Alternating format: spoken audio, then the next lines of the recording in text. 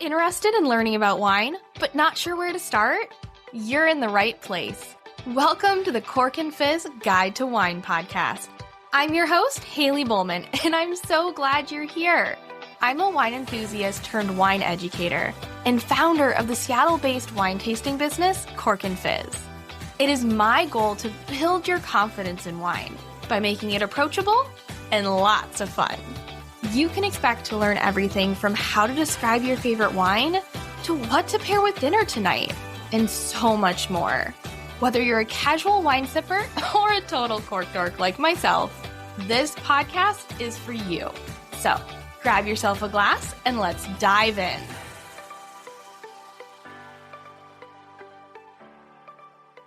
Hello and welcome back to the Cork and Fizz Guide to Wine podcast. Today, you'll be listening to part 2 of my interview with Anaïs and Rachel Horn, the daughter-mother, because I said it the other way this time, the daughter-mother winemaking team at AniChe Cellars in the Columbia Gorge region of Washington State. If you haven't heard part 1 of this interview, I highly recommend you can pause this episode, go listen to episode 114, and then come back and finish the interview here. As a reminder, AniChe Cellars was established in 2009. Their goal was to champion red and white blends from Washington State. Now, as a second-generation winemaking family in the Columbia Gorge, they make estate white and sparkling wines and estate reds as well. They're very proud of the vineyard that they now own themselves. It's always women-made. Their goal is renewing the tradition of women making wine. They are very low intervention and have vintage-driven wines. In this episode, we'll talk more about diversity in Washington wine, and not just in winemaking, but in the vineyards as well. Rachel and Anaïs's top 3 wine picks for anyone wanting to try AniChe Cellars wine. Plus, they're going to share their ultimate food and wine pairing, and they both agreed on this one. And I'll give you a little hint, it is salty and bubbly, which is also how Rachel and Anaïs felt like they could describe themselves as well. And there will be so much more. It's a great conversation, and I hope you enjoy it. So let's get into it.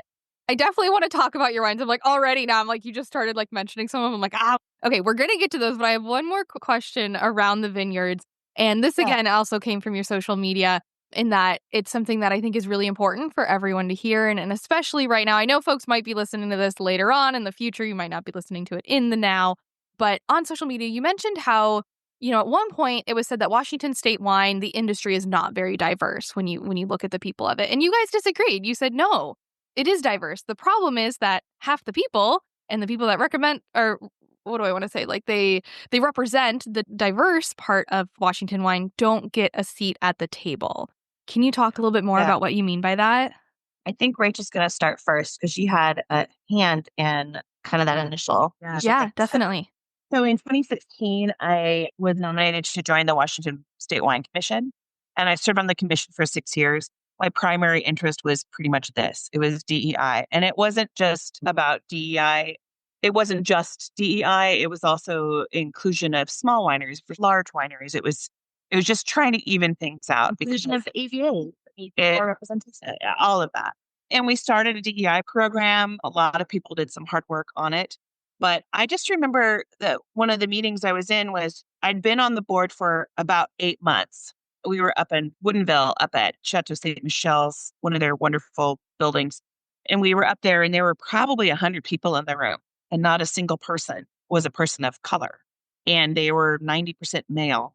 And I was the first woman on the wine commission for a long time. When I was the first one serving on the wine commission, besides Brian, who was an appointed from the state, the ag program. So I was the only sort of elected member, female member at the time. And I stood up and I asked, I was like, well, what are we doing to promote diversity in our industry? And dead silence. And I said, well, why don't we look around the room and see how many people of color are here?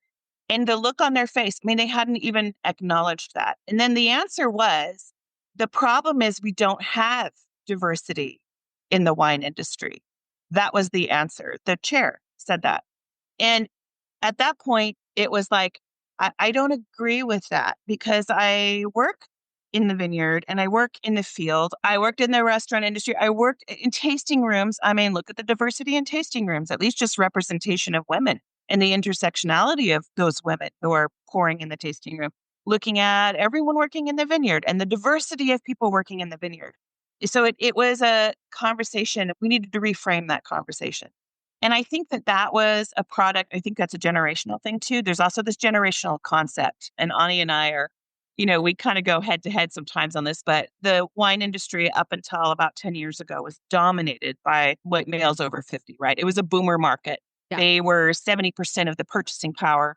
It had a totally different take. Women were actually the purchasers of wine. Yeah. I mean, 68% of wines were purchased by women, but it was all, Right. even that talk about the certain kind of palate that was geared towards a male palate. More feminine palate. Yeah. And so we needed to understand that if the wine industry is going to survive, let's face it, their discretionary income is gone. 60% of their discretionary income is gone, and boomers are mostly retired, and they are no longer, and we're seeing this in the industry and the buying power of the industry. So if we do not change the dynamic of diversity in our industry, the wine industry is going to lose. We have Xers taking over, but it's a tiny generational gap. And then millennials you look like you're a millennial. Are you a millennial? I am. Yes, I'm also millennial. Millennials don't have a lot of fidelity to wine. There is all over the board, a lot of drinking patterns. Wine drinkers, people who are in our industry, millennials have to take a seat at that table and really be heard, whether it is an issue of gender or race or education, upbringing, whatever. They have to have a seat at the table. It's really, really important. The main reason that I see that needs to change is this idea is for Americans as we drink it. So, I mean, the start of wine, not actually the start of wine, the start of wine were immigrants, but the kind of where it became in a national and our domestic wine market, it became a kind of a synonymous with class. And that is a big problem. We know what's happened in the last 100 years, 150 years with class in this country and who controls wealth and why. This is a big part of why I feel like we're all feeling what we're feeling right now, right? But wine is a ancient food beverage that we have had for as long as we have been growing things in the soil and sticking around to see what Right. 8,000 years, and it was started by being made by brown women. Yep, it was brown women, by the way. Yeah.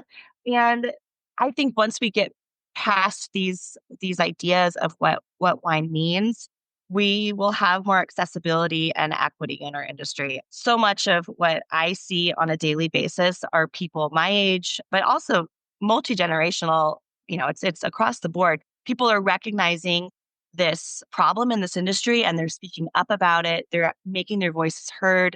There are publications, wine reviewers, you and I. There are so many people who are recognizing that we need to be part of the celebration of BIPOC winemakers, of queer winemakers, of younger winemakers, of women winemakers. All these different voices are really important. Yeah. I feel like that was something that you guys spoke about on social media where it was Absolutely. beyond just the winemakers, look at the people who are in the vineyard. Like Absolutely. that's where there's a huge amount of diversity. Yeah. And that's where a lot of the skill is. And I think that's one of the things that kind of gets glossed over is the amount of skill it takes to do that job is huge.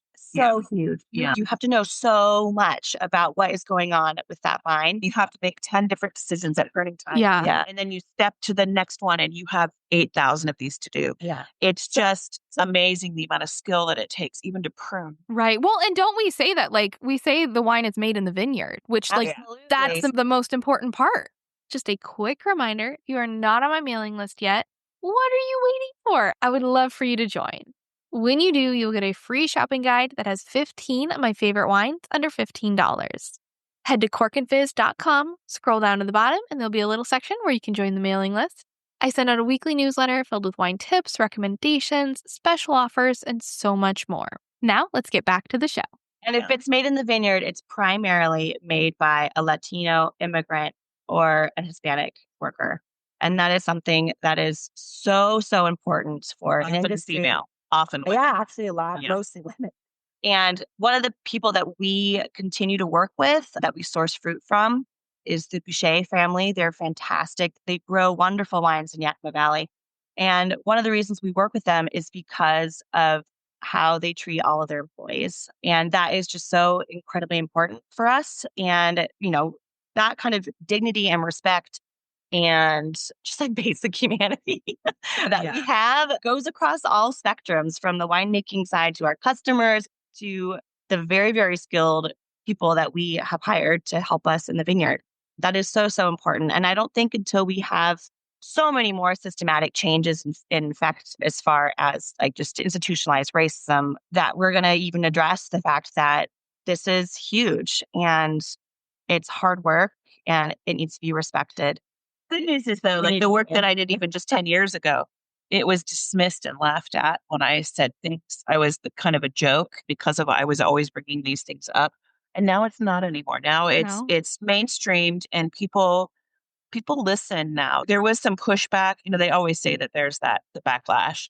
There's the people like me who get laughed at first and ridiculed, and then there's the backlash, the whataboutisms, and then it becomes more mainstream. I think we've gone through those first hurdles, and now we're in a place where, okay, now let's roll up our sleeves and figure out how we can be more integrated. The real gem of this is that it is economically the only viable way through. Yeah. They have to do it. It has to be done. There's no choices. Yeah. The owners are still rich white guys. They think that is the conversation about what diversity is, and it's not. We understand that, it's like everything else in the world, the consolidation of ownership is becoming more intensified while the rest of us are on the outside. But the rest of us are the ones who buy wine. Yeah. So making good choices, understanding who your producers are, understanding what kind of policies, their values. Actually, for our generation, I feel like we are going to spend $40 on a bottle of wine.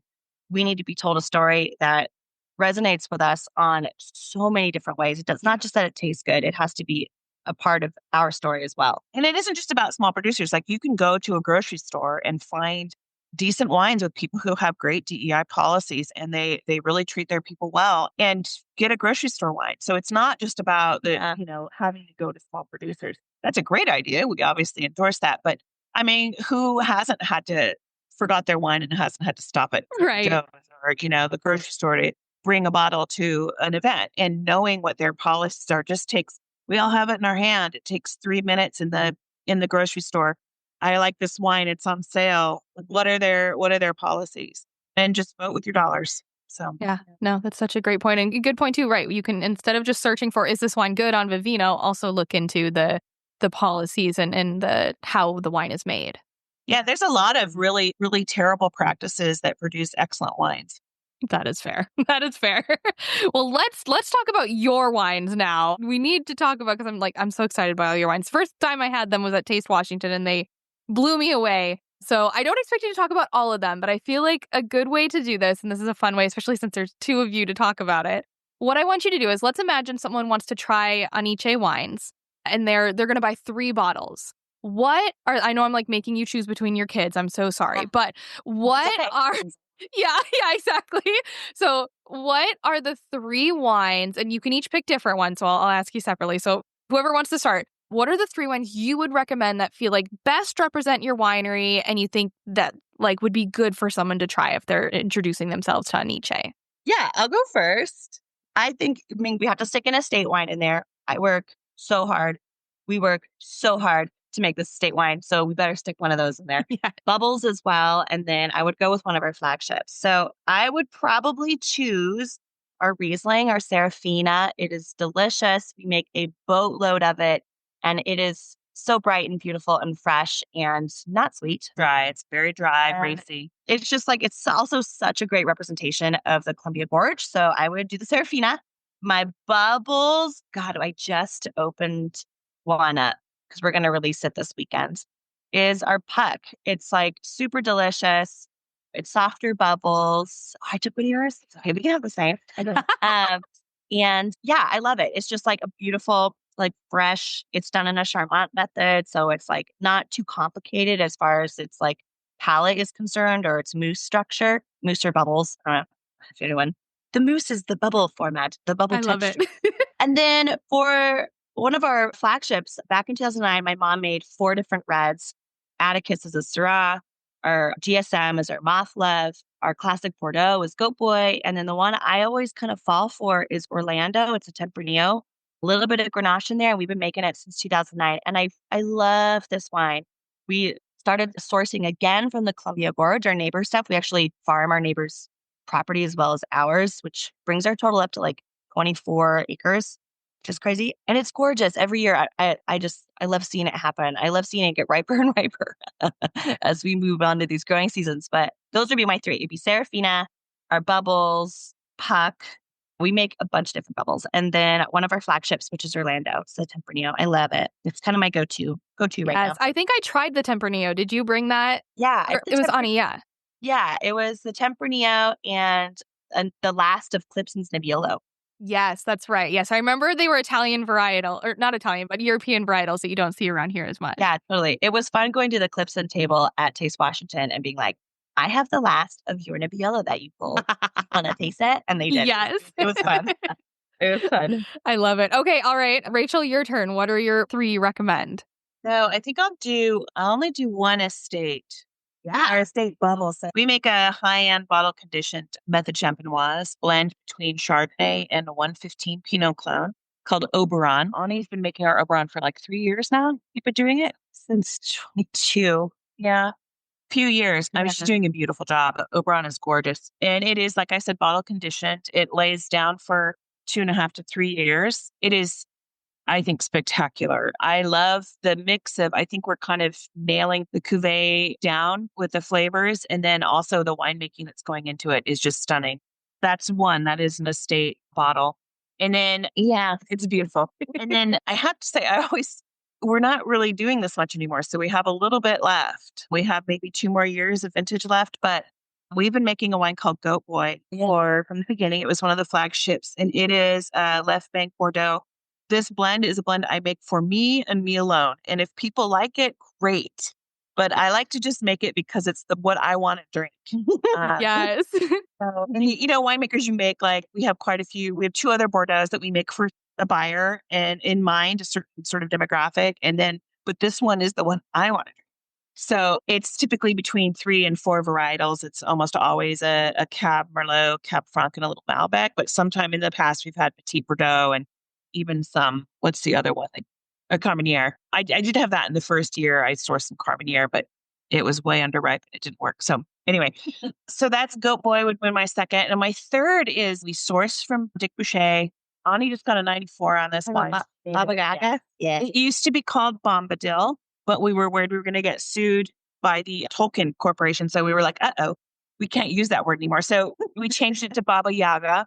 And it is a blend usually between Grenache Blanc and Pique Pool. Ooh. Absolutely delicious. Ani, I have to say, it used to be a blend. Oh, no, that was Lizzie. It used to have Rue Saint-Marsan and Pique Pool in it. And then it turned into Grenache Blanc, Mars. Anyway, it's evolved over the years. She's doing really well with it. It's really gorgeous. She somehow understands Baba far more than I ever did. But it's the fruit from Boucher is just gorgeous. Yeah. And it's a beautiful wine. It's one of my favorites. It's unique.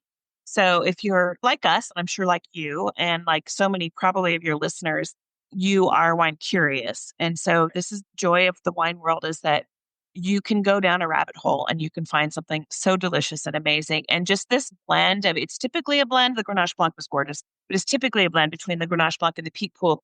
And those 2 flavors together there's just this lovely dance. It's almost like you can very distinctively pick out these varietals. Sometimes you blend it through and it's really hard to distinguish, but the varietals are very distinctive in Baba Yaga blend. And just to pick them out and taste them through is just amazing. And again, it's a Dick Boucher fruit, and we are thrilled to still be on his list.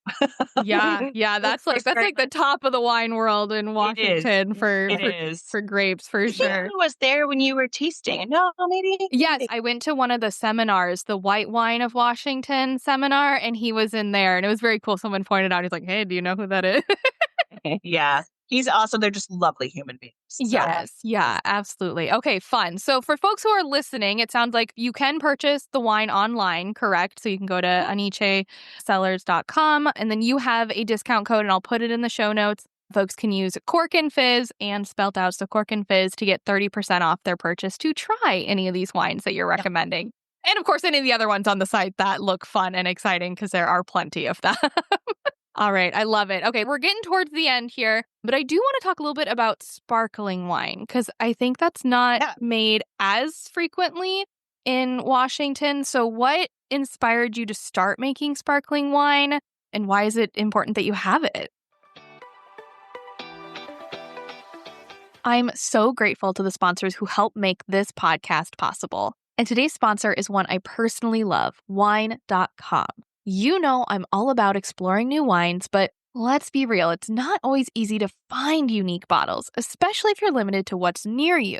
That's why I love shopping on wine.com. They have a huge selection, wines at every price point, user-friendly search features, and real wine experts ready to help you find your next favorite bottle.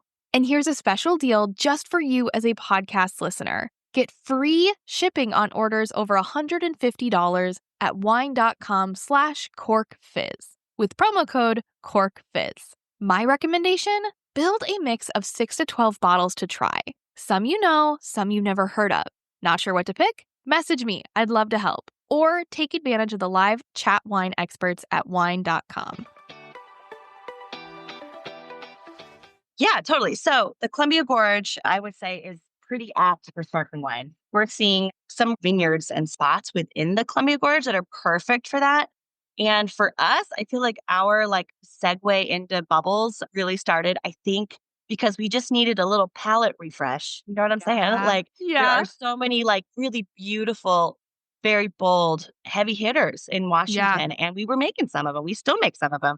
And I think for us, we were just like, God, I just need a little lift, you know? I think the first vintage I made a bubble Was a Chenin Blanc. Yeah. And part of it was that it's another avenue to go down in winemaking that is super geeky and requires a lot of getting into. And I was just at a point where I was feeling like, okay, I got this down. Let's do something else. I can make still. And I love bubbles. So I love bubbles. Yeah. So there's that. And you kind of want to make what you want to drink. But a couple different styles that we do. And that's kind of when you want to start experimenting again, you kind of, like Rachel said, you kind of nail, okay, we got this down. Let's do something fun. And fun also for us equals more work. I don't know if you were aware. I was going to say, sparkling wine is so much harder. In fact, right now, if you can't hear, you probably can't hear it, but Tom is riddling right now. Yeah. My husband's in the back riddling. He made these riddling racks by hand because they're very hard to get a hold of. We didn't want to fork over the money for these big Giro Palais. So we're doing it by hand. So yeah, so we do a couple different styles. So the first ones are going to be more of a Charmat method, which means that it's just quite simple. It's showcasing more of the vineyard, the vintage, and the winemaking style. I'm sorry, not winemaking style, the variety. And then those are our Peas Blossom and our Puck. And we started doing fermentations in the bottle. So a very traditional method. We've made an Ancestral before. That was kind of just for fun, That's the whimsy part of the winemaking where you have extra fruit and you're like, let's just do it. Let's make a whole nother label. Let's get a cola. Let's try to market it, the whole thing, And then the other ones, speaking of the Boucher family from earlier, we have a Marsanne that we do with them. We use a different type of yeast product for that to just have a quicker turnaround. So use about the same amount of laying down. So once you inoculate and start your secondary ferment, it ferments and then it lays down on its side. It's called a tirage. And it happens for a period of time. A lot of bubbles that are fermented in the bottle, it's usually about a year or more. The Titania that we do with Marsanne, I think we were pouring it. It's about 24 months or more. And then our estate stuff. And then, like we said earlier, just for shits and giggles, we did a Blanc de Blanc and a Blanc de Noir style. And this is all hand done. It's crazy how many times you touch a single bottle. Tom's doing it right now. He's touching, and I think it's only 20 cases at a time. So we're riddling around 20 cases at a time. It's being hand disgorged, hand corked. We have our labeler machine set up. I'm looking at it right now. There's so much input that goes into this. And that's just the basic mechanics of the winemaking. It's not necessarily so much heart that you have to put into this product. When you're building up a yeast, one time I had to build up a yeast in a snowstorm and it was such a pain in the ass. But I had to trudge through the snow and get to the winery. And one time the power was out. I still had to feed this yeast and tend it and make sure it was doing good. There's a lot that goes in. That's where I kind of, when building up these yeasts, it's past harvest. So it's usually in December or January.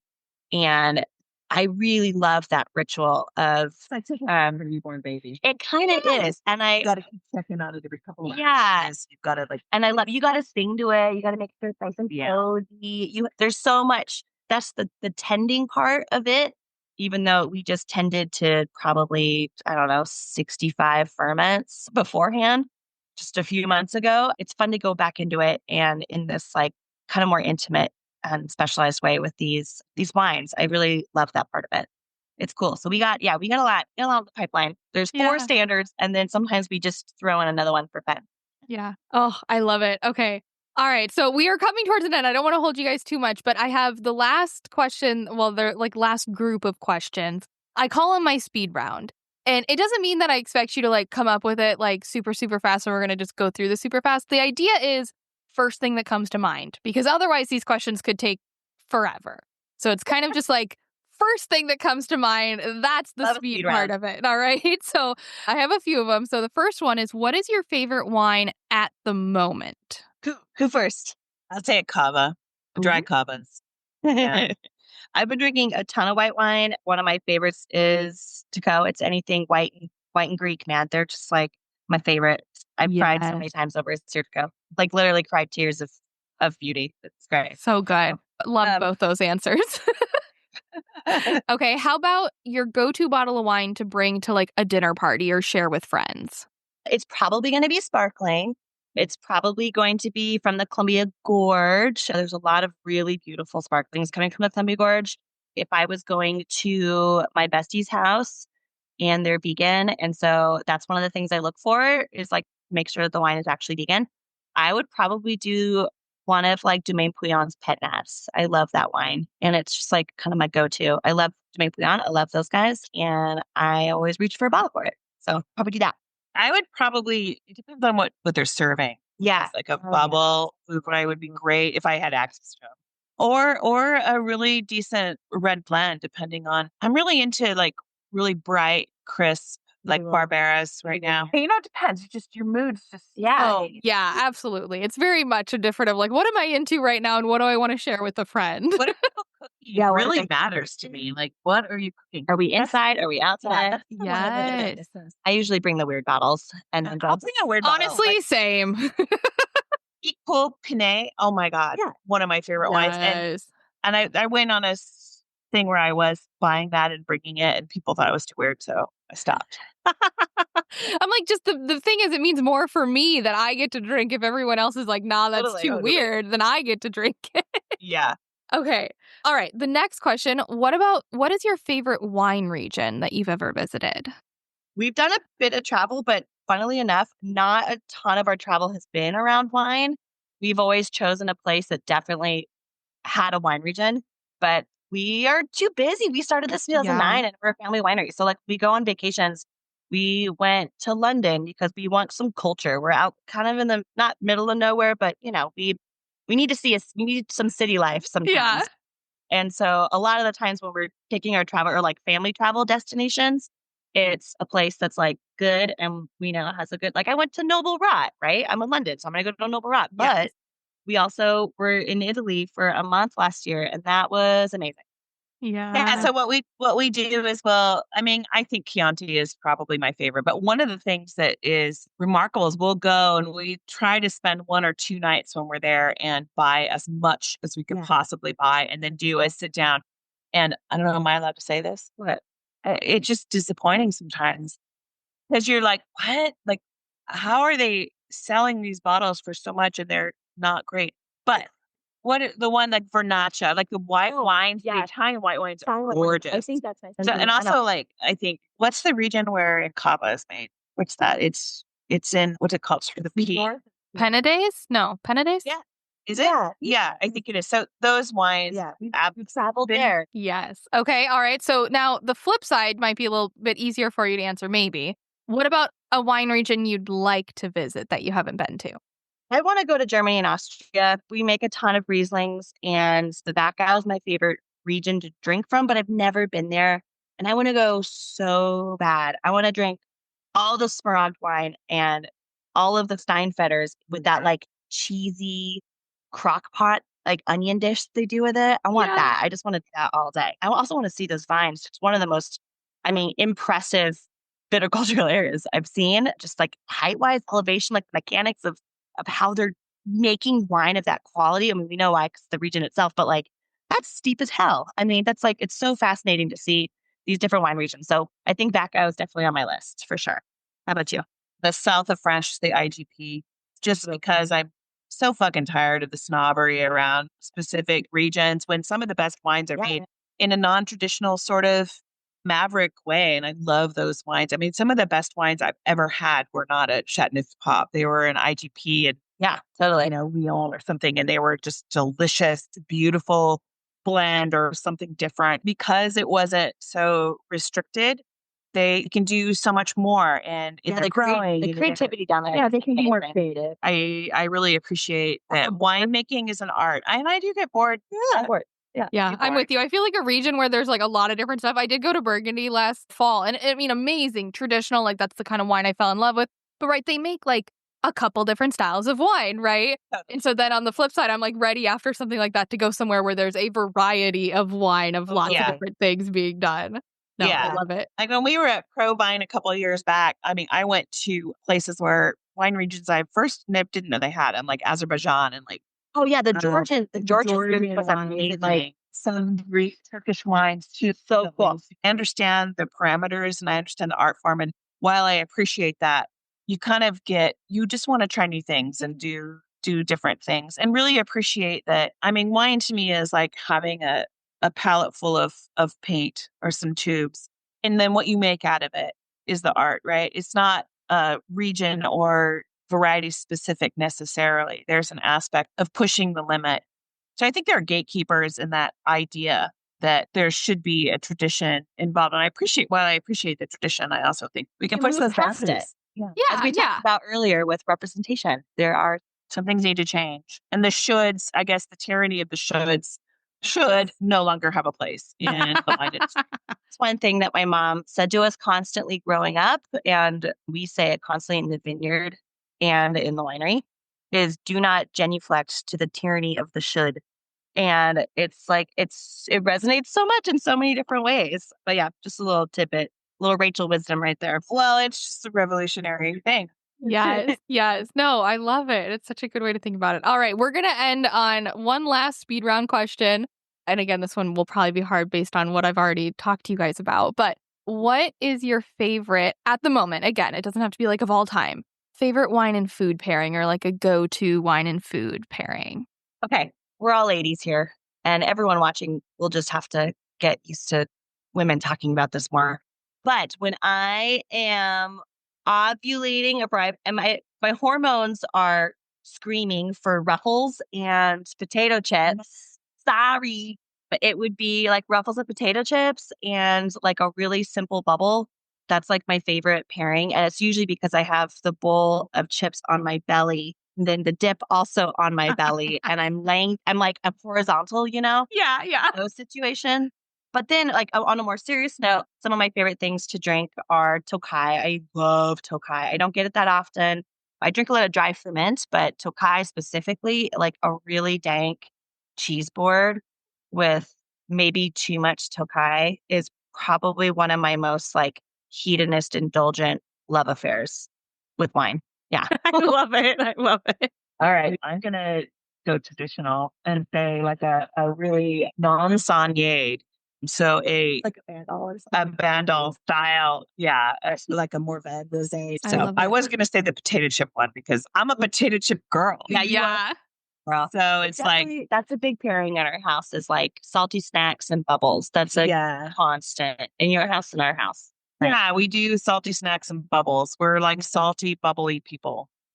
Yeah. That's a good way. You're like, that's just a good way to describe us in general. Just salty, bubbly.